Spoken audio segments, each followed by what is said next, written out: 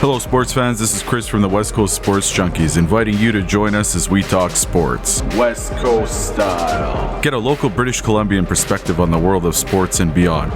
Don't forget to subscribe to our show on podcasting platforms such as Apple Podcasts and Spotify.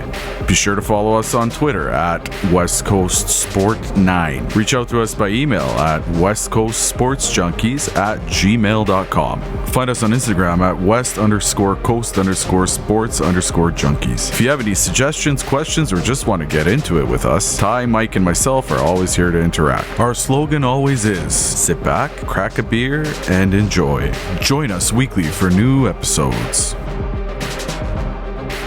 Let's get into it. Ladies and gentlemen, welcome to episode 55 of the West Coast Sports Junkies. We're back 55 episodes later, and every week's an adventure with us anyways. We had a great time last time we recorded. This one's going to be even better. We got a lot of stories. The West Coast Sports Junkies went on a road trip.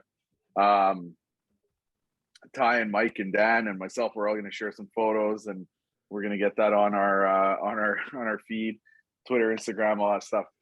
We had a great time in Edmonton. You know, you think, oh, where are we vacationing? Edmonton. Well, actually wasn't that bad. I gotta say, it was pretty good. Went to the game. That was good. Did a couple things around town. That was a good time, all around good time. Lots of stories, lots of things happening. Let's get into what we're going to talk about today. Obviously, the playoffs are starting. This is the most exciting time for me of the year, is when the hockey playoffs, when the NHL playoffs start. First round's always so intense. So many teams going at it every night. It's really fun to watch.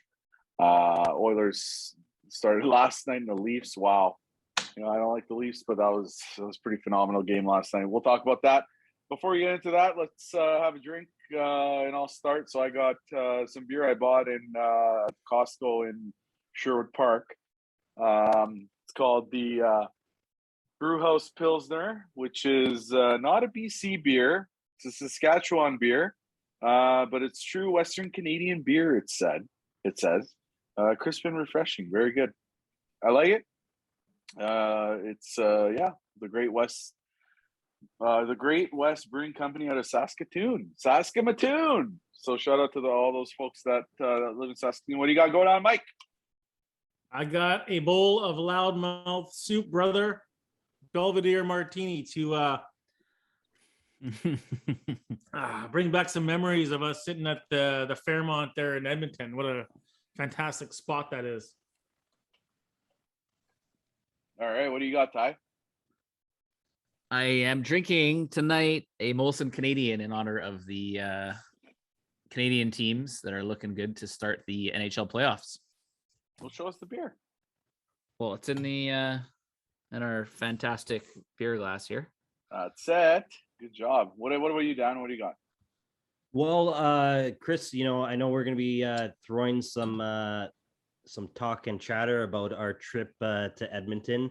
One of the highlights was the Costco liquor store, first of all. Wow, why can't we get that in BC? Tell you? Unbelievable. Oh my God, talk about a candy store. So I'm still waiting for you to deliver. I know you're busy with work and you're in Kamloops right now, and you graciously have offered to drive in all the alcohol that we bought. So in anticipation for all those new drinks that I have awaiting, I'm just having a good old Stella Artois. I'm shocked. I thought you were going to go with one of those raspberry mimosas that Govik was drinking at the bar. Listen. And some girls asked him if he's pees sitting down. Oh, come on. If he pees the same way that he drinks with his raspberry. We can take a while here. Raspberry mojito in his champagne glass. They were funny. I'm pretty sure one of them was a comedian, which I'm not even being sarcastic, but I'm pretty sure it was Natalie who was a comedian. And thank you, Natalie. You're very funny. Yeah. No, I don't sit down when I pee. Well, sometimes I do. Depends, right? So if you wait too long and then you got to kill two birds with one stone, then No, that no, all it's happens. not that. It's just more like I'm so drunk that I can't, what am I going to do? I'm going to make a huge mess. I better just sit down, sometimes like that. So, no, man, we had a blast in Edmonton. Like, come on. Did you guys expect to have that good of a time in Edmonton? It was a Honestly, lot of fun, yeah, I man. did, because the group of us can have fun literally anywhere we go. I was just gonna Yeah, I say. guess. I mean, Yeah. you throw a few drinks in the mix in a new city. Well, not new city. I haven't been there since I was a kid, so technically a new city. Throw in a Canuck game, especially on the road, with the amazing seats there. Chris, you can get into that if you want. Like, it was a lot of fun. It was a great trip, great quick weekend trip. Yeah, no, we had some pretty good seats. It was awesome. A friend of mine just happened to give them to us, and that's about it. So, yeah, no, it was great. We got those luge seats, and it's cool. You're like at a table. You guys are commenting, "Oh, this is what I do at every Canuck game. Only I'm in the concourse." Right? 100%. Fans, And we had do. it, and we had a seat too. Normally we're standing in the concourse. Yeah, Yeah, and like so no we're- lineup for the bathroom. It was an awesome spot. Your own Yeah. waitress that comes to your table. Oh, the best. Why can't was really good. Vancouver do this? Shots brought to us at the table, which we cannot have in Vancouver. I would buy season tickets if we had this type of service in our stadium. Well, I don't know about those What? seats. I bet those are Yeah. expensive. Those are like center ice, like prime. Yeah, well, man. between the Those are four of pretty us, sweet. we could split it. 2 tickets. We could alternate. Yeah, that's true. It was those seats are like, I told you guys before we got that, because I've been to those seats before. I'm like, these are the best seats you'll ever sit in. And they're like, oh, blah, blah, these guys, right? Oh, we used to go to the suite and we had club seats and blah blah blah. I'm like, no, guys. I'm like, trust me, the way I it's all don't laid think out, we like, said that, but It's you definitely know, a different you even made the experience. hand movements. Anyways, those are probably my favorite NHL seats I've ever been in. Like, just the way it is. You could sit there, you could talk. You're not kind of like, the four of us were there. It's a semicircle table, so you could see everything. You can also have a conversation with, when you're sitting in the stands. Like, listen, I like sitting in the stands and being with the crowd. But this is good too sometimes, right? You sit there, you have a conversation. Waitress came, we got dinner, we got drinks, we got, shots. And actually, I'm going to confess, when I was taking my shot, it was a pickleback. I took the shot, and I think I waited too long. I don't know what happened, but it came out of my nose. It was like, and then Jameson whiskey, Irish whiskey, came out of my nose, was all over my mustache and through my beard.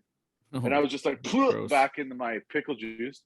And that was the end of that shot. So, but so you Yeah, owe another keep shot then, by the sounds Yeah, of as I was it. saying, you We'll needed to do add that to raspberry the total, mimosa man. in the Penalty thing, shot. hey? Party Yeah. foul. mhm. But yeah, the whole Uh-huh. experience of the game I thought was awesome and different from Vancouver. I experienced it before by going there when it was really cold outside, and they kind of have that big concourse area where some of the locals say that they don't like it because it funnels everyone to that one spot. But they threw like a live band in the play, and then they have like a little beer gardens there. So it was like waiting for to get into the building. Seemed like Yeah, that was it just awesome. part of the whole The game. Right? the Molson Canadian Hockey House Yeah. was that little section. Yeah, That so was we pretty talked cool. we talked about that a little bit. Now, the Molson Canadian Hockey House, you walk in and they have the oil rig. The Oilers used to walk out off the bench and walk through the oil rig. That's that oil rig. And they moved it to the concourse, and they have this little beer garden, right? So we're sitting there. So we go and get our beer. We played credit card in a hat, and I lost. So the beers are pretty Boom. expensive, I gotta say. Yeah. So we all had a hot dog and a beer, and I don't know, that was like $100 for the four of us. Anyways, whatever. It is what it is. I'm not gonna keep repeating it, but so, and they were mostly Canadian. They were tally Canadians with they had the Oilers logo on one side and the Canadian logo on the other. It was really nice. It was good to have that in the arena, right? We get that with the Canucks here and there. But you're sitting there in the Molson Canadian house, having a beer, live band, sun shining. The concourse is pretty nice. There's lots of Canuck fans there as usual. It's always full of Canuck. There's a lot of transplants that moved from BC to Alberta, right? So You get that a lot. But it was a good time. We were talking about it. So we're sitting there and we're having our beers and eating our hot dogs, and just, people are having a good time. Music's playing. It's pretty awesome. Sorry, Harley just went by. Music's playing. It's pretty awesome. And we're like, do you think that this would work in Vancouver? And what do you think, Mike? Would that type of atmosphere work in Vancouver? Absolutely not, man. First of all, it wouldn't be allowed. Imagine we were standing out front of Rogers Arena and there's a beer garden there. Like, that's people will be hanging out there all night long, right? It just would not happen. And another thing too is like the fans in Edmonton. I thought they were pretty cool, pretty chill. We're all wearing our Vancouver jerseys, the opposing team, even though we weren't making the playoffs. They were. We got a couple heckles, but just mostly fun stuff. Like you don't get the assholes that you might get in Vancouver. Well, you can get them anywhere, I guess, but I've seen it a lot here. Maybe it's because I go here a lot more to the games, but I don't know. I just felt like the atmosphere is a little bit different, and that definitely would not fly here. I don't even think they'd serve those big tall beers in Vancouver. Well, you can get the tallies, like the draft, instead of getting two of the smaller beers. But yeah, no, I completely agree that I don't think we could ever do that here. We don't know how to have fun, apparently.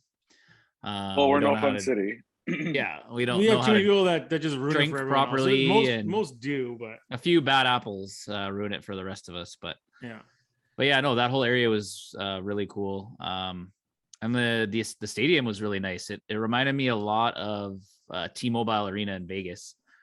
Yeah. For those of you that have been there, just really, well, obviously it's new, really clean, nice lines, like those big escalators. The beer garden section, like maybe that's why I was so sold on it, because we've never seen anything like that before outside of, say, like Vegas, right? So, excuse me, I don't have a mute button here. So what did you guys think of, like, you walk it? First of all, let's talk about outside. So we get to the front there. We're outside. There's a nice.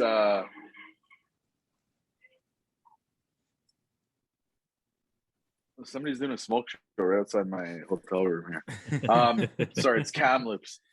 Anyways, so there's you get to the outside, you get there to the main entrance there. Statue of Wayne Gretzky, right? Hoisting the cup. Inside the building behind the glass, there's 5 replica Stanley Cups of each year that they won, which I thought was really cool. Yeah, that was awesome. Then you get inside. So then they have a display case with all this signed memorabilia and whatever that you can see from the street level. Then you get inside, you walk in, and there's all their banners on the inside of the hall, of the big corridor. They got them hanging there. You're like, holy shit, they got a lot of banners. Then you get inside, there's all these, you got Messier on one wall, Paul Coffey on another wall. You go up the stairs, you got Gretzky hugging McDavid. You got Yuri Curry's pictures. You walk in, you go upstairs to the bar. There's every Gretzky's plastered everywhere. Yeah, stadium. Gretzky's picture. I even said, remember the comment? I'm everywhere. like, I'm surprised they don't have more Messier, because he won a cup here too as the captain, right? Yeah, But there are, but I would put Gretzky everywhere too. I mean, he is the greatest of all time, right? So, Gretzky's childhood photos, Gretzky's teenage photos, Gretzky's college photos, Gretzky's, like everything. When he played for the Sioux, everything is there on this one wall. Super cool to see. I really like that stuff myself, and I'm a huge Gretzky fan. So for me, it's like, holy crap. And then you walk in, so that's how you go up the escalator, you see all this stuff. They got the Sportsnet area, which looked pretty cool. In the stadium, in the lower bowl, they have these seats. They're called I don't know what they're called. I can't remember what they're called, but I sat in them before. So you sit there, you're in like the first 4 rows, and then you walk down to the boards. You make a right, you make another right, you go under the stands, and under the stands there's this big buffet. And so obviously I was there, right? I got a big buffet. Obviously I'm going to be there. I go in, I walk in the buffet, and so you're sitting in like the dining area. There's a big glass wall, and that glass wall is actually the tunnel where the Oilers go into their dressing room. The dressing room door is right there. You can see it. And again, Stanley Cups everywhere. Pictures of Gretzky and Messier and Yuri Curry and Grant Fuhr and everybody everywhere. And then you can watch the Oilers come out for their for the period. It's really cool. It's a really cool stadium. I think it's one of the nicer ones right now. The Jumbotron is unreal. That Jumbotron is so nice, so big. And then you get inside the stadium, and then you're like looking around, and you see more banners, like just banners everywhere. You got all their Stanley Cup banners, all their President Trophy banners, all their Western Conference banners. Then you got all the retired numbers. And I tell you, like, what do we have? How many retired numbers do we have? 3, 5 or 6. Yeah. This is 5. No, now 5 now with Sedin's, right? Yeah. You look in that, it's like a row. You got Gretzky, Curry, Fuhrer, Messier, And look at the Campbell. names, right? Yeah, you're just like, oh my God, you get goosebumps looking at the names, right? Like, it's super cool. Yeah. If you haven't been, like, Edmonton is not known for being a nice, like, hot spot to visit, but if you haven't been, I say you should go to a game there. And the atmosphere there, the crowd, like, intelligent hockey crowd. They love their Oilers, and even like the graphics on the ice and everything. I couldn't believe Okay. it. I've had enough of this fucking Edmonton love fest here. Okay, like it was It's not an awesome, Edmonton love and fest. all It was- that was great. But I might puke here. We need to move on here from that. And we arena. did No. we did luck out with the weather. The weather was phenomenal, man. Like sunshine. It was. every It honestly, day. yeah, it was all amazing. great. But like the Oilers still have a shit fucking management team that can't put together a team and can't fucking pick up a goalie, which everybody in the world knows that's all they need. So the team And it itself, showed clearly yesterday. You know what I saw What- yesterday when they played the Kings is that the Kings want it more. They rely way too much on McDavid out there. The Kings definitely want it more. I don't know about that. That's what I The saw. Kings definitely have a better goaltender who's won a few Oh cups yeah. and has that experience. But Quick looked like vintage Quick. he Yesterday. did. He I did still think the splits Oilers and everything. could bounce back and win that series, but I don't see them going on a deep cup run with that tandem of goalies they have, Smith and Koskinen. Listen, it was game 1, so give everybody a molly. Before coming into this game, Smith was on a 9-0 streak. Okay. Yeah, the playoffs are So- a different animal, and he hasn't been Well- reliable overall, and he's 52 Well, he's years been in old the- too. Oh, he's 40. But he's like, yeah, he's like almost Mike's age, man. Like, Jesus. So, but yeah, no, it was it was a terrible loss, and it was a goalie loss, which is the worst, right? And what did we say, Ty, when we were sitting having dinner at Ruth's Chris? What did we say? Oh They yeah, need a goalie. And the funny thing is, I think like everybody, like not even hardcore hockey fans, like even know, like get McDavid a freaking goalie, or he's gonna be out of there in a few years. Yeah, it was pretty funny. Let's talk about a little bit of our drinking escapades that we had. I just want to say one thing.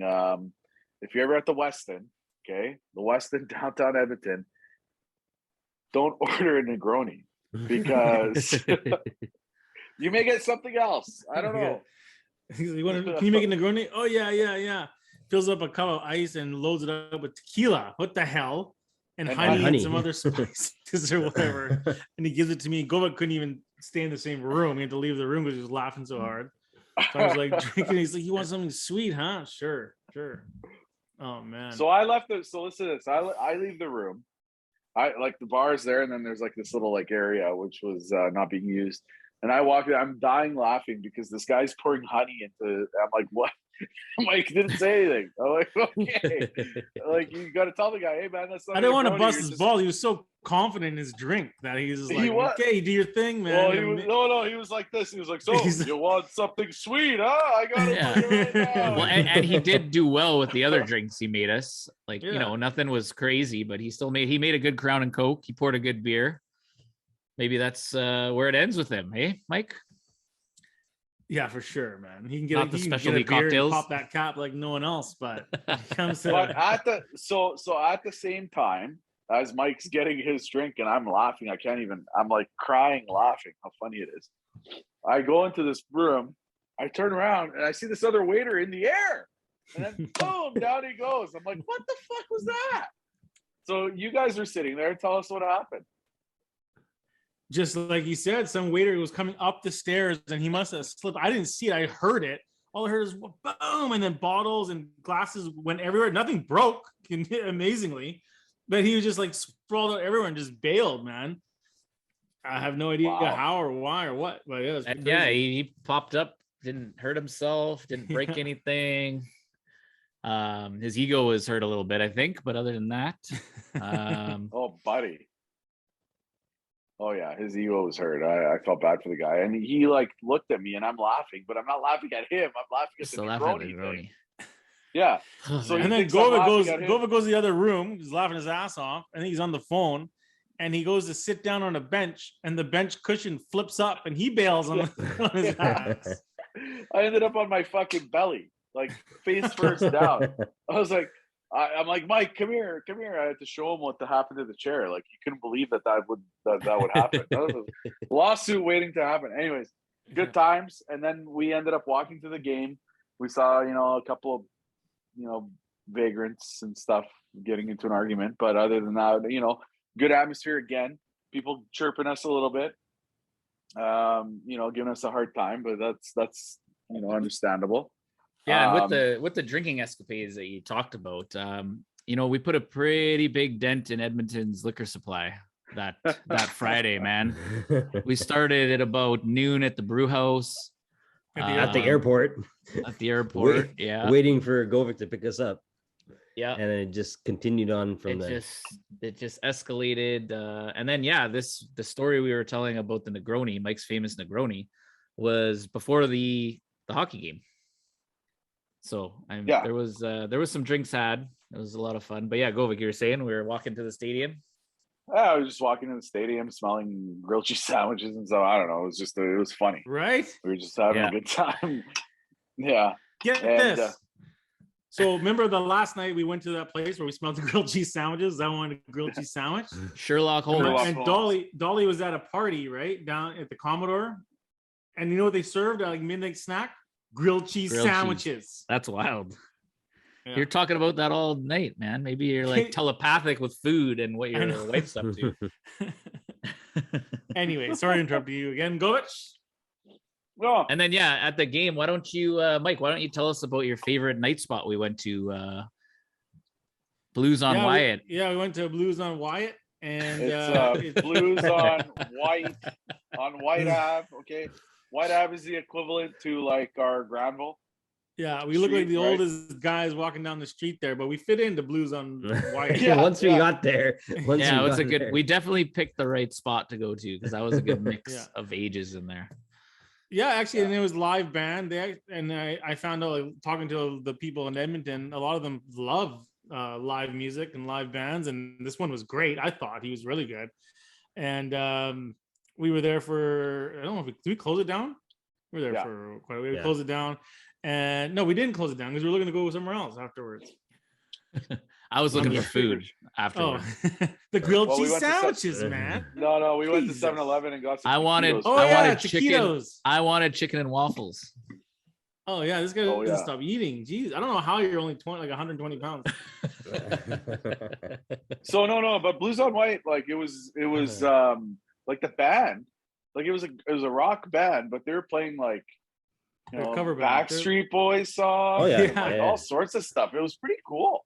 I gotta New say, stuff, old stuff, all sorts of stuff, country, hip hop.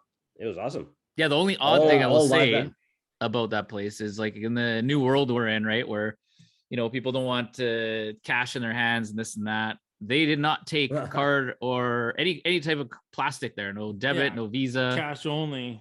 I felt like I was like 20 years old again, going to like Caprice, sitting the bank machine up for cash. I know. Not used to that anymore when we go out. And not only that, Mike had to pay. You paid cover for us all, right? Yeah. I think it was $5 each, something like that. But you guys can give me back another time. Yeah, we'll pay cover for you next time we go there. Yeah. No, it was cool. It was, and that Blues on White.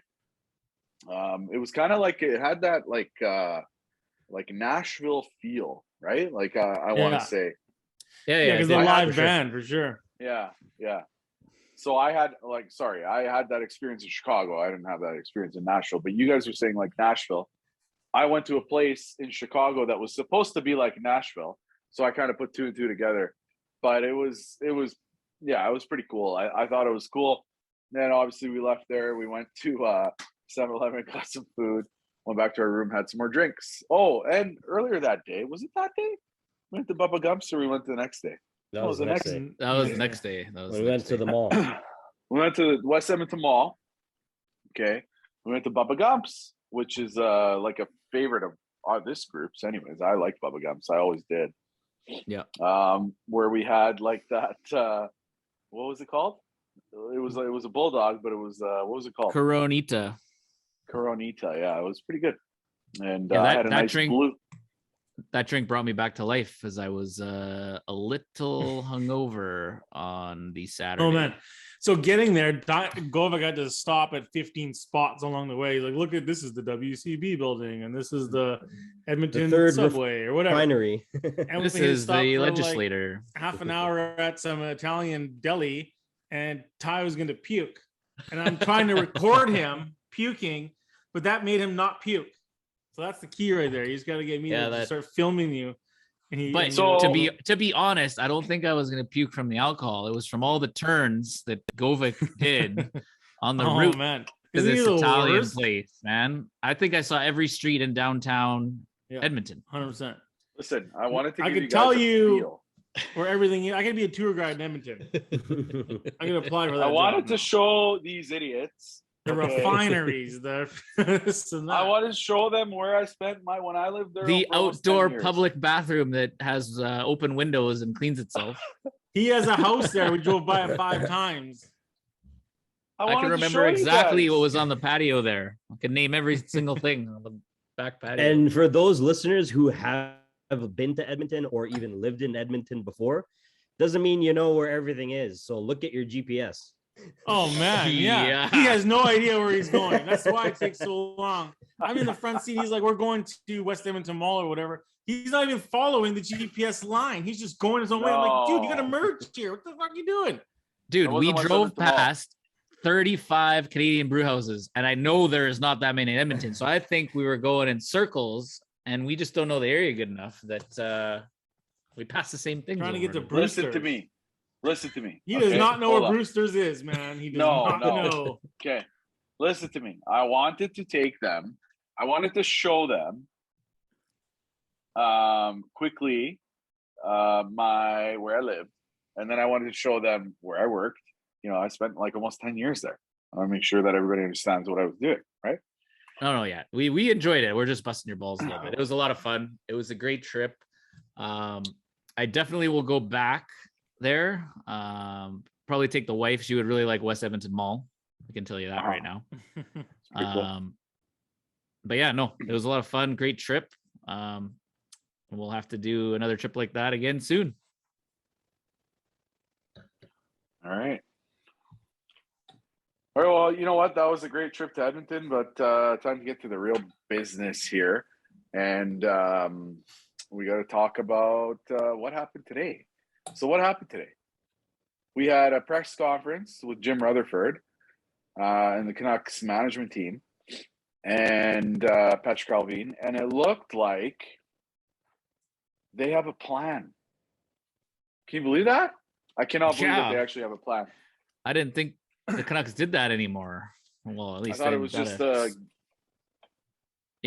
by the seat of their pants and figure it out every year to year, try to make the playoffs. Well, Benning was saying game to game. You know, we need to figure it out, you know, and like, you know, we go game to game and like we, you know, assess. But Dan had some good points. What'd you say, Dan? Well, I mean, obviously we know Bruce, there it is. You know, he's been a good addition to the team. The team, you know, had a good streak going. But like I said, you know, it's obviously he's not on the ice. That's always been the case. We tend to bring it out anytime there's a big shuffle or change on the team. And then we go back to shit. Hence our last few games of the season when it mattered the most and we lose to shitty teams like Ottawa. So yeah, like I was saying, from the sounds of it, from upper management, they don't believe that Bruce is the answer long term. They're only looking at maybe next season at most. to sign him. So for someone, I mean, Ty, you were saying for someone like himself at his age, based on other teams that need coaches, does he really want to even stay in Vancouver just for 1 year when he could probably sign another 4 or 5 year deal with another team, probably be his last big contract as a coach? But I mean, yeah, like you said, it's refreshing to have a direction from upper management. Someone like Rutherford, he's obviously been on a team like the Penguins, has built that team, understands what it takes to build a contending team, and he sees it right away, and he's not messing around. So I think that's a good sign. Sure, it sucks for our new chant. We're gonna have to come up with something to replace Bruce. There it is, but I think that's what's needed. The team goaltending, obviously is our cornerstone, but that's always been sort of our cornerstone. We can't just rely on our goaltending. And in the last, it's showing, if Demko's not on, the team's not on. And sure, Horvat had an awesome season. Pettersson, brought it with his new contract, but it's still not enough to take us to where every fan wants our team to go, and that's deep in the playoffs. So it'll be interesting to see what happens next season. We all know, and we beat that story to death on what we want to see next season. But yeah, I think that announcement and the press conference, it nailed it of what we need in the future for the Canucks. Yeah, there's a lot of interesting decisions to be made. Some of the things he said pretty much was, every option is on the table with some of these guys that we think are untouchable for the most part, like Horvat, Miller, and the Besser contracts. He's hoping the deals make sense for both sides, but if it's a big risk for the long-term outlook of the team or whatever, he said they're going to have to go to plan B. And that means potentially trading these players who are fan favorites, very close-knit group. He's willing to ruffle some short-term feathers for the longer outlook of the team, which is something that we're not used to happening, right? So yeah, it's going to be interesting offseason for sure. But I like that we're building for a long-term game rather than, patch it together, try to hopefully sneak into the playoffs. And, another glaring thing, which we've talked about at nauseam over and over every week, it seems like during the season, was how Demko was saving the day. Like you said, Dan, like the team is not that good. Demko makes up for a lot of the mistakes and makes them look a lot better than they are and win a lot of games that we shouldn't have won. Right. So yeah, I don't know. Mike, how do you feel about all this? I'm pretty sure I see you're sitting there quiet. You're probably thinking Ty wants to fire everybody again, trade everybody. I was actually, but yeah, what are your thoughts? I was quite surprised. And you know what, Ty, you boys are not wrong. Okay. On your analysis of this press conference and how things have sort of played out with the Canucks. I do like what I heard from Rutherford, and we're not going to take any BS from him. He's trying to build this team up to put a championship team together. Like he even said, he's gonna, they're gonna talk to JT Miller, but if numbers start getting crazy, he can go elsewhere, and we'll find 2 or 3 other pieces that help us move forward long term for this organization. So it's good. I mean, I don't know if I completely agree with him about the Boudreau. I thought Boudreau did a fantastic job turning this team around. Yep. The team likes to play for him and everything. So I would like them to keep Boudreau. I hope they can make a deal there. But other than that, I do like what I hear coming from him. And I think that good things are ahead. It might take a while, but they're coming. Yeah, and he could be back, right? I think it sounds like right now it's up to him pretty much. The Canucks will have him back for the contract that they agreed upon, which was the 2nd-year option. So if he wants to stay for a year without any, long-term commitment and see how next season goes, he can. But like Dan said, who knows, right? He's an older guy, probably doesn't have a lot of opportunities left. So is he going to decide to stay with us or, Well, you know what? He went 32, 15, and 10. Mm-hmm. That is good. And you know what? What did they say in the press conference today? They need to give him a year, a full season to assess, and then see if they want to do a multi-year deal. For sure. You know what? He said yesterday, Boudreau said yesterday, I want to come back here. I like this group, and he thinks they want me to come back. So yesterday the talk was kind of, it's going to be a 3-year deal, this and that. And now today They shot down that 3-year deal talk, and they talked about what they a talked about. Prove it deal. Well, that's Yeah, what I was it's going to pretty say. deal. Let's remember too, though, guys, that like they're in negotiations right now, right? You're not going to have Boudreaux come on and say, "Yeah, I want to stay here a long time." You're not going to have Rutherford come on and be like, "Yeah, we want him to stay here forever." You know, it's going to be a back and forth. Like they obviously want to get the best price for him, and they're not going to do that by sharing their love for him. He's under contract though, if he wants to be. They had the 2-year deal he signed and an option in the second year. So the Canucks have now said it's the ball is in your court essentially. So you can decide that you want to be here for a year, or yeah, because he obviously wants elsewhere. to sign a longer term deal for more money. They're not. Right? They just said they're not doing that. Done. Exactly. Yeah, exactly. And then next year they'll renegotiate. That's a good business move in my mind. I think. Yeah. So I don't know. We'll see how all that plays out. But yeah, it was a really good press conference. You know, there's a whole bunch of other things said we're not talking about. He was, you know, essentially he was talking about things Rutherford was that he didn't like about Boudreaux's coaching. He didn't like the breakouts. He didn't like, he, you know, nitpicked on a few things, which presidents and GMs will do with the players that they have there. So I don't know. Funny though, at that level, like I used to get that Pee-wee, like you got to work on your breakouts and right. play, so whatever. So there's a lot more there than just a few things we touched on. So who knows? Maybe Boudreaux won't like that either. I mean, he has a good relationship with Rutherford. It's a good professional relationship. So I'm sure he. Well, they used to play together in Toronto. He'll take that criticism. You know. Yeah, they were teammates in Toronto. And some of that he'll take it constructively, like you said, and some of it they played together. So some of it too is just the players that he has, right? Yeah, I mean, it's not like Rutherford doesn't know what the hell he's talking about. I mean, he's got the resume to back him up. Exactly. He's got the rings. He's got the resume to back him up. If he sees something, I'm sure Boudreaux even knows, you know, yeah, that is probably my weakness. I could probably change a little bit on my style of coaching, adapt to the new game, adapt to the, you know, younger players. Yeah, no, for sure. It's exciting. You know what though? At the end of the day, it's a breath of fresh air. It's exciting. We have a plan, which is unbelievable. Okay. Yep. So let's talk about Besser, Ty. Yeah. He's obviously one of the high profile core players of ours that needs a contract. So it's gonna, you know, it's interesting to see whether or not the health of his father has been well documented that it's not very good.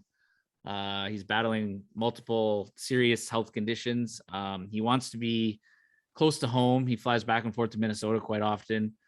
Would the Canucks entertain, you know, something like a compassionate kind of deal to send him if their numbers are already out of whack, you know, to get him home to Minnesota? Because it's been well known that he would probably like to return to Minnesota someday. But I don't know. What do you think? What do you think about that whole situation? I think that when I watched the press conference with Besser, I felt bad because all year I've been ragging on him. Like I thought, like, you know, fuck, come on. I mean, we don't think about that stuff, you know, when we watch these games and we see people, you know, players struggling and stuff.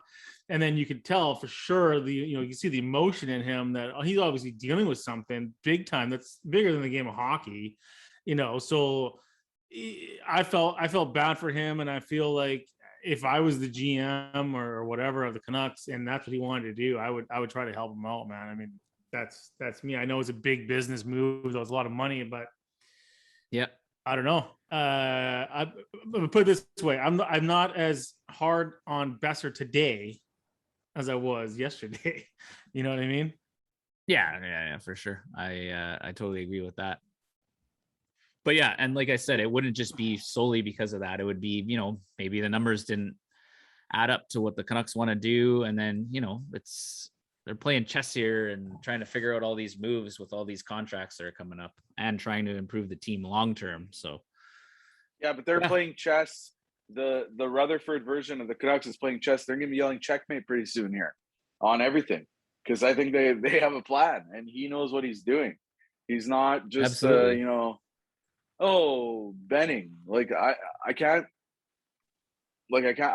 stop talking about it, but there is a plan in place. Like, yep, you know, Rutherford doesn't fucking take a shit without fucking putting a plan together on how he's gonna wipe his ass or anything like that. Like, this is just the way it goes, man. Where Benning would be like, oh, goes to the toilet, has huge diarrhea, all of a sudden he doesn't have toilet paper in the bathroom and he's home alone. What are you gonna do?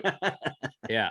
It remind me of Govik loves having a plan. We were camping one time, right? We had to move a table, and the girls like, move the table over here and this way. And Govik's like, listen, I can't remember who it was. He's like, you need to have a plan, then you work the fucking plan. Plan your work. Yeah, your plan. Okay? Yeah. Plan your work your plan. Not, oh, we're gonna do this, blah, blah. Like I said, the diarrhea in the bathroom and being home alone with no toilet paper, that's a real thing for Benny. Okay? It's a real thing for Benny. Speaking of a plan, you know who else has a plan? I think has a good plan. The Seattle Seahawks. What did you think about the draft there, Mike? I was pleasantly surprised there, Tyler, after listening to you and saying that they're definitely going to be past, trading away our first pick, 9th overall. Like, there's no way in hell that's happening. I thought they were going to go quarterback, but if they weren't going to go quarterback, I would have wanted them to go offensive lineman, and they went offensive lineman. And I'm really excited for this guy to show up and do his thing. He's going to play next year. I'm pretty sure of it. But just the Seahawks in total, the whole draft, I think that they did a lot of things that they did back when they picked up. They had a lot of comparisons to like the Richard Shermans and stuff like that. I know they got a guy named Kobe Bryant, and you're just jumping over for joy just to get. I already ordered his jersey. Did you? Make the team. So you're lining up for it. That's pretty cool, man. He's also going to wear number 8. That's awesome, man. That's so awesome. That's cool. Obviously he was named after Kobe. It's spelled differently. And what's cool about him is he's got that marketing play already. All he's got to do now is like bring the game like Sherman did. I think he was picked around the same time too, right? Yeah, no, for sure. And yeah, this draft, I was super excited because they drafted for the most part how we always think they should draft. Like they picked the best player available in most cases, right? So they could have got cute, like I thought they were going to do, like they always do, traded that pick, moved down the draft, but they got Charles Cross, big offensive lineman who essentially will probably replace Dwayne Brown, who I don't think is going to resign now. But the draft top to bottom, they filled positions in need. Their big needs, obviously, is always offensive linemen. Corner, we are thin at corner. That's where Kobe Bryant comes in. The edge, we drafted a few guys. Yeah, we drafted a few corners. We got a few guys that are going to be pass rushers. And yeah, there's one kind of weird pick, one Seahawk pick, and it was a running back in the second round. Kenneth Walker. I thought at the time it was a little crazy. But when you think about it, I think it's not a bad pick. There's heard good things about him. Great prospect coming out of college there. And, there's no guarantees Chris Carson's going to be back from his neck injury. Rashad Penny is only on a 1-year deal, and he is far from proven. Okay. He looked amazing to finish. He's playing some good ball though. He looked amazing to finish last year, but I mean, he hasn't played a full season in his career. Mm-hmm. I think the last year was the most he's ever played in a season, and it was like 6-7 games or whatever. So that's true. Yeah, that was the only pick at the time I thought was a little crazy. But yeah, draft grades, not that they mean a lot. I've seen a lot of A+ for the Seahawks and A's. There's a few C's here and there that, it's hard to tell, but they drafted based on positional need finally, instead of trying to get cute and like draft a tight end and try to convert him to an offensive lineman, things like that. Yeah. So I was really excited about it. It was cool watching it down in Vegas. I would have loved to have been there. Looked like a party, looked like a lot of fun. But yeah, any other big takeaways from you guys from the draft there? Well, I'm pretty sure that Russ is probably wondering what the hell you guys in all this protection now that I'm gone. I fucking love it. Like, what the hell? You know what? I thought that too. I was like, oh, Russ is probably thinking, what do I need to do here? Like, now that I leave, and anyways, whatever. So sorry, Dan. And we drafted. So, yeah, sorry, Alan. They drafted him with the pick they got for Russell. That's even funnier. That was the thing. They used to bank on his ability to scramble. right? Yeah. And they use that to Well, he's not a pocket as a money chip. He's never been really a pocket QB, right? So what are you going to get? A traditional pass protecting lineman is just going to not be able to run around with Russ. Go ahead. Go ahead. Yeah, I just want to really mention this. When the Broncos called Wilson, that was the cheesiest thing I think I've ever seen. Hey, this is the Denver Broncos. We just want to let you know, Russ, that we acquired you in this year's draft. And he was like, oh, thank you so much. Like, it was so cheesy, man. Why you do stupid things like that? What the hell are you talking about? They did like you know how obviously Denver... teams all show the draft call to all these guys are drafting, okay. Like John Schneider calling the players. So the Broncos did a fake one on draft day to Russ, and Govik he nailed it. That was pretty much it. Oh, man, it's so embarrassing, man. Russ, like, so embarrassing. Those things Russ, I guess I could let slide before, when obviously he was our QB and we needed him, and it's like, okay. But yeah, that guy is such you know where it went. Man. You know where it went wrong. He reminds me of fucking Carlton. No, you know where it went wrong for me with Russell Wilson was that those videos that he was posting, like, oh, I'm thinking about a re-signing, or the one where his finger was broken and then he was like, it shows him in the hospital talking to the doctor. Oh yeah. And then all of a sudden the thing comes off and he's like looking at the camera. He's like, yeah. You can clearly tell he's all about himself, right? Yeah, man. And then you see him like throwing a pass in his fucking helmet and no pads. Like, let's not forget when he was injured. Mike, do you remember that on Monday Night Football? He was out there on the field by himself, like pretending he was in a 2-minute drill, running around, pass, go to the line of scrimmage, calling audibles and shit. Like, what? Come on, man. I tried telling you guys at that time, but you didn't want to listen. Now that he's gone, now the closet doors got busted open. I was arguing with this 6-year-old girl on the weekend. What?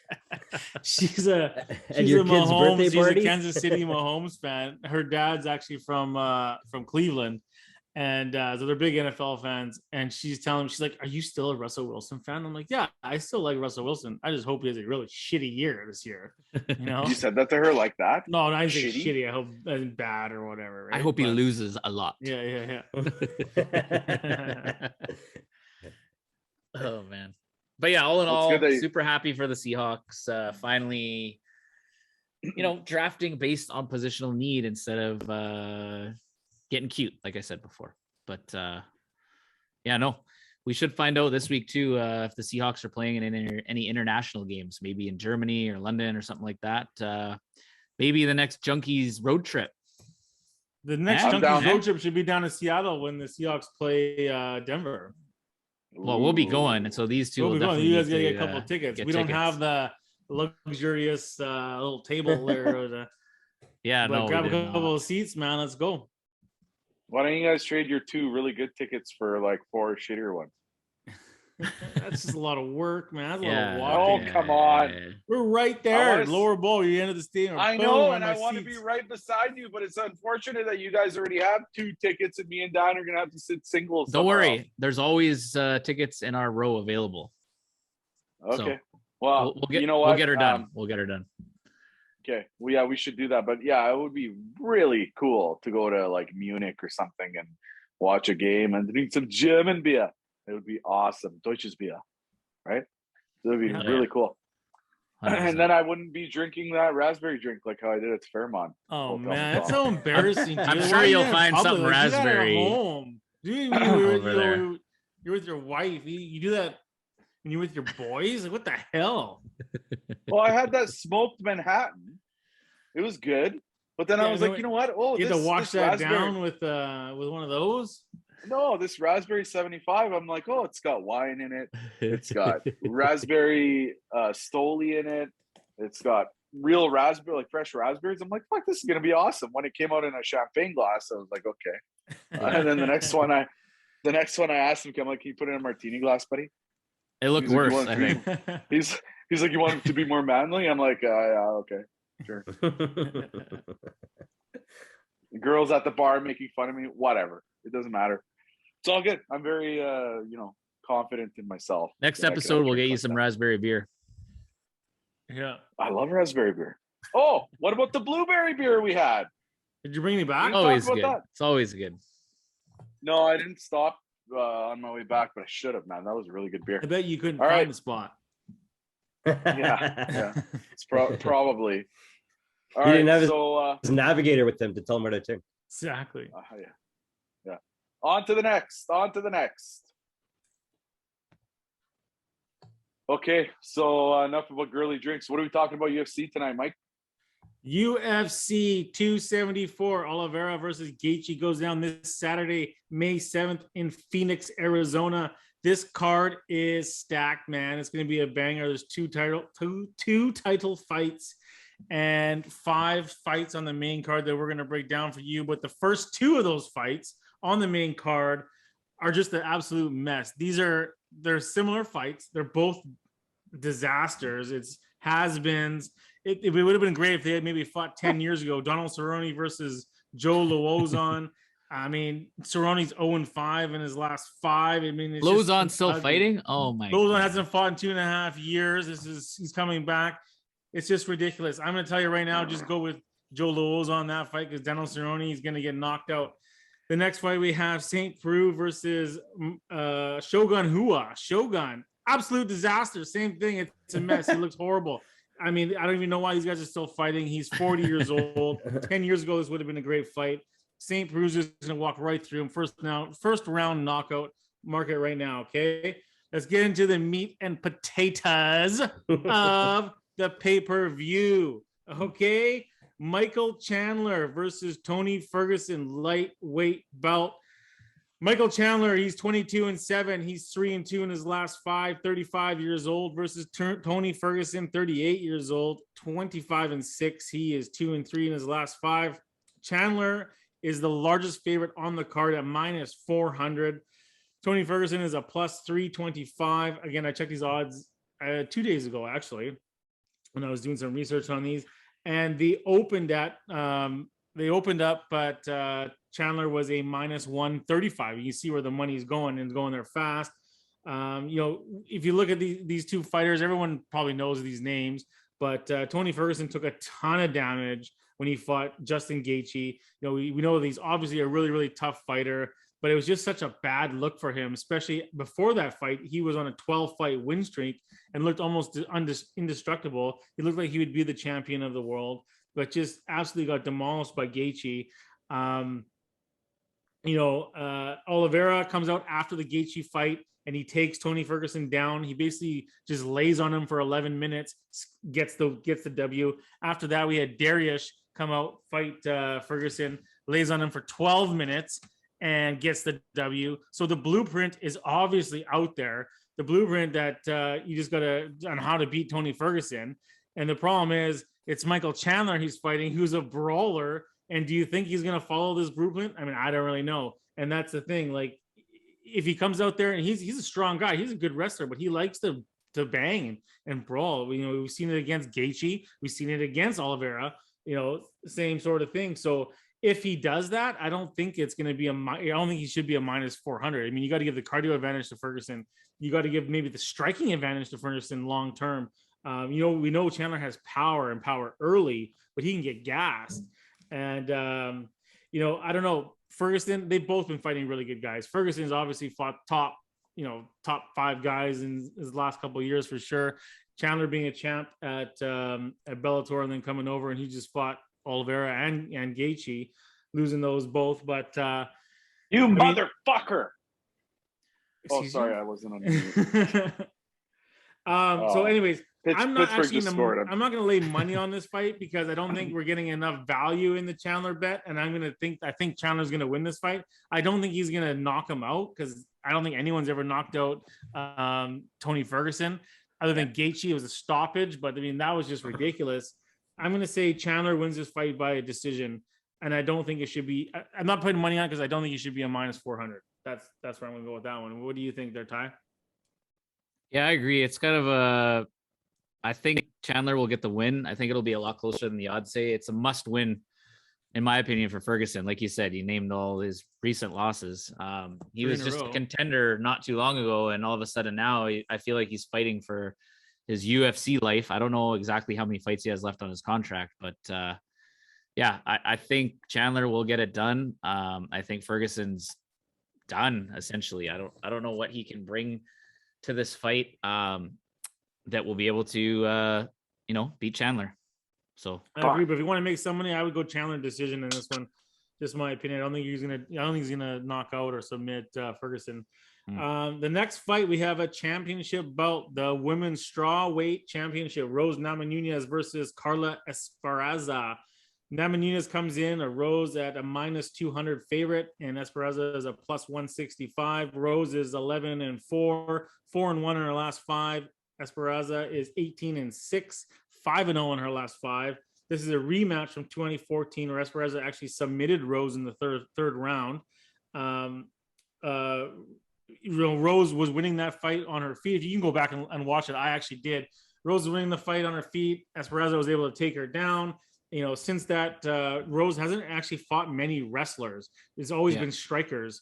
And she's obviously a really, really good striker, world class, probably the best in the women's division. Zhang Wei Li was able to take Rose down 5 times in the last fight. But one difference is Rose has improved her game. Obviously, she's able to get back up under her feet, and she's able to to bang with them.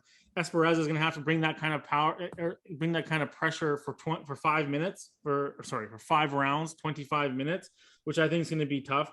And I don't think she's going to be able to keep Rose down and lay on her. And you think the judges are going to lean towards like a lay and pray, or someone that's on their feet and being active, where I think Rose is going to be. She's going to be taken down for sure, but I think she'll be able to get up. I think she's going to be able to squeak out a win here via decision with her striking.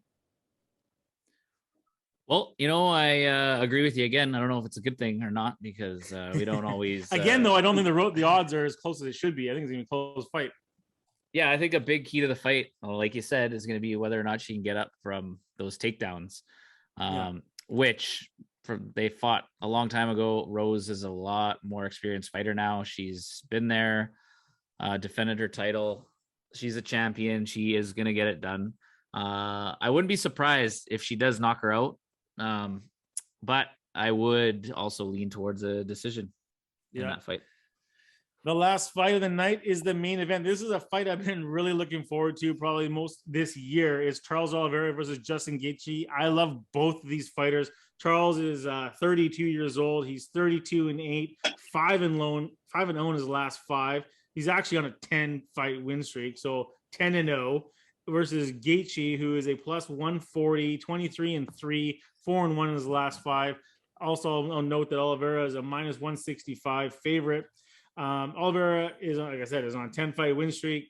He seems to be getting better and better every single fight we see him. Years ago they used to call him a quitter, say that he was done, that he when the going gets tough, he just sort of bows out. We saw him fight Poirier, we saw him fight Chandler. He gets hurt in these fights, but he keeps on coming. He's for sure going to get hurt against Giechi, man. Like, Giechi's gonna bring it. He's gonna get tagged. It's gonna be a war. But like I said, Chandler or Oliveira has just been proving me wrong. I bet against both of these guys before in the past and lost both times. One time I bet against Justin Giechi, and my buddy Mike Bottom, he's like, "What the hell are you doing?" He's got a bad boy tattoo, and you never bet against a guy with a bad boy tattoo on them. Okay, so I don't really know where I want to go with this one. But like I said, Oliveira just looks amazing. If this thing hits the mat, I think Oliveira is going to win this fight hands down, no problem. We haven't seen Giechi on the mat very often. He was on the mat with Khabib, and we saw what happened there. But again, that's with Khabib, so I don't know how much credit you can give that. Again, it's a tough one to call, man. It's going to be a great fight. I think it's going to be a banger. I can't wait for it. I'm going to go with Oliveira, and I think Oliveira said he's been improving every fight, and he just looks like a champion now. He's going to win this fight. I think he's going to choke him out round 4. Yeah, I agree. I've bet against Oliveira too many times recently. I haven't given him the credit. The guy's a champ for a reason. I'm going with the champ. I'm going with Rose, the other champ, and going to be a good night of fights. All right, very interesting analysis on the UFC there. I am excited to watch. Can't wait to see. But now, let's get into it. The Bodog bets of the week. Now, for those of you that don't know, the West Coast Sports Junkies are affiliated with Bodog.ca. If you go to www.westcoastsportsjunkies.ca, you can sign up for the Bodog. If you scroll down to the bottom, you can click on the Bodog icon. Once you get in there, if you sign up, it's your first time signing up, Bodog will match your buy-in for the first $400. So really good deal. Take advantage of that if you'd like to join. Like I said, westcoastsportsjunkies.ca, www.westcoastsportsjunkies.ca. Don't forget to sign up for Bodog. So Bodog, best bets of the week. We'll start with, who are we going to start with? Let's start with Dan. What do you got for this week, Dan? Well, being that it is the start of the playoffs, NHL, obviously exciting time of the year. We had a little fantasy pool, just picking teams. We didn't get much into that. It's a long playoffs, but you know what? My team, from the looks of it, is a little fatigued. The Tampa Bay Lightning, I took them to three-peat. They got, obviously smoked by a good Leafs team. So, but you know what? I am going to lock it in. Tampa's going to win at home. I'm picking the weekend game, Sunday, game 4 in Tampa. And let's make this a series. Yeah. So Tampa not only has the black cloud of you choosing them for the pool, but you also bet on the game. Oh, God. What if it's 3-0 Toronto by the time you get to game 4? Oh, I don't believe they're going to get swept. So that's definitely a guaranteed win as well. All right. That's why I picked game 4 and not, game 3. Money Mike on the mic. What do you got this week? All right, boys. You want to make some easy cheddar? Just listen to me, okay? We're going UFC. We're going UFC 274. Main event. We got Oliveira versus Giechi. I'm taking Oliveira. I'm taking Oliveira to win within the distance by a TKO, KO, or by disqualification. This bet, $50, pays me $325. That's a plus 650 bet. That's where I'm going. That's where the money is, boys. Lock it in. I like those odds. I might have to take a look at that bet there. Those are great odds. Ty, what do you got? Well, I'm gonna stick with the same sport since it is fight week, big UFC this weekend. I am going with what I'm going to call the champ parlay. So I'm going to do Thug Rose to get her done and win by any means. Also going to parlay that with Charles Oliveira to beat Justin Giechi. Both are going to keep their titles. $100 will pay you $124. And yeah, it's the champ parlay. Let's go. Govik, what do you have for us this week? Well, if you want to make some easy cheddar, you better listen to me. Okay. I love the confidence he had. He can't pick the Canucks. Well, I'm actually intrigued here. I got my pen ready to go. I'm writing this one down. Yeah, well, it's gonna be on tape here. All right, so game 2. Edmonton versus. Oh man! I hope you're going with LA. Game 2. I look for a bounce back effort from the Oilers. I think they've kind of solved quick. I think they solve quick in a big way tomorrow night. Game 2, money line, Edmonton for the win. We will see a different Edmonton Oilers team tomorrow. I do believe that. You know what, Dad? I also think we're gonna see a different Tampa team tomorrow. But I still think that the Leafs are gonna win that game. I think they just demoralized them. But anyways, that's my bet of the week. And best bet, take the Oilers. They should have won last night. They're gonna win again tomorrow, or they're gonna win their first game tomorrow. Make a series out of this. We better post that one on Instagram because no one's going to know that. No one's going to know what? Your best bet. Oh yeah, go ahead. Post that. I'll let you take care of that. All right. If you want to make some cheddar, you better listen to me. You listen to me right here, right now. That's what I'm saying. Is that good, Mike? Yeah. We'll post Good. them all on Instagram. Yeah, post it all on Instagram. We'll post them all up. We'll get them up. Everybody can see that, and then you can criticize me if I'm wrong. I won't be, but I'm pretty confident in this one. Take all right, it to the bank. Brookbank, take to the bank. Yeah, that's all right. All right. Thanks for joining episode 55. It was a great episode. Our escapades, like I said, in Alberta were glorious and of legends. So, you know what else we didn't talk about was how this guy snores, Mike. How you snore. Who? You. Oh No. man, I'm posting that clip on our story as well. What, the one where I'm like, oh. Yeah, exactly that one, man. I don't know what I was thinking about, but I did moan while I snored. These guys recorded me, so I do snore, here and there. So it happens. Anyways, West Coast Sport Junkies, episode 55. Thanks for joining. Playoff time again. Next week we'll get a little bit into more into the Miller contract and how that's going to work out. But enjoy the playoff hockey, enjoy the UFC, and this is a really good time. And enjoy the NBA playoffs as well. This is a good time of year to be a sports fan. Until next time, adios.